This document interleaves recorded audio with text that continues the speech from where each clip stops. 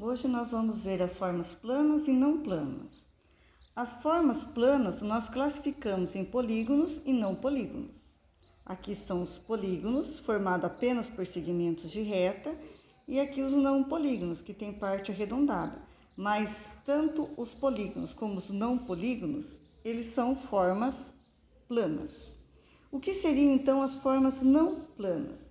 As formas, voltando ainda nas formas planas, elas têm duas dimensões, comprimento e largura. A gente consegue calcular a área, o perímetro. E as formas não planas têm três dimensões, tem altura também. Então, aqui são as formas não planas, ó. Elas têm uma dimensão a mais.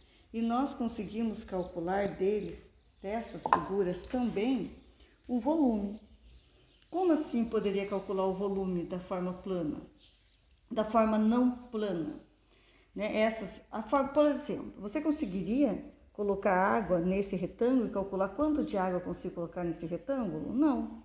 Mas nesse cubo aqui, eu consigo. Eu consigo colocar a água nesse cubo e medir o volume desse cubo. Eu conseguiria colocar água nesse prisma também e calcular o seu volume. Então, essa é a diferença de plana e não plana. Uma das diferenças, para ficar melhor entendido. Entre as figuras tridimensionais, que tem três dimensões, comprimento, largura e altura, nós podemos classificar em poliedros e não poliedros. Poli significa muitos, edros significam faces. Os poliedros possuem muitas faces. Os não poliedros possuem uma face arredondada, ó.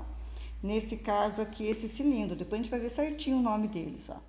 Os não poliedros, eles rolam com facilidade, ó. Esses são os não poliedros, corpos redondos, ó. Quando você coloca ele em uma outra posição, ele acaba rolando com facilidade.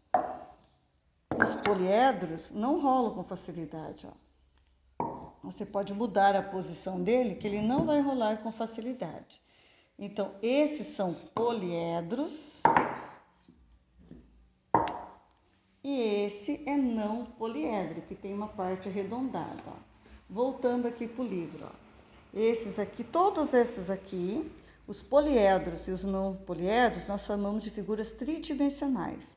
Só que os poliedros não têm parte arredondada e os não poliedros possuem uma das faces arredondada. Ou todas, que nem a esfera, ela é totalmente arredondada.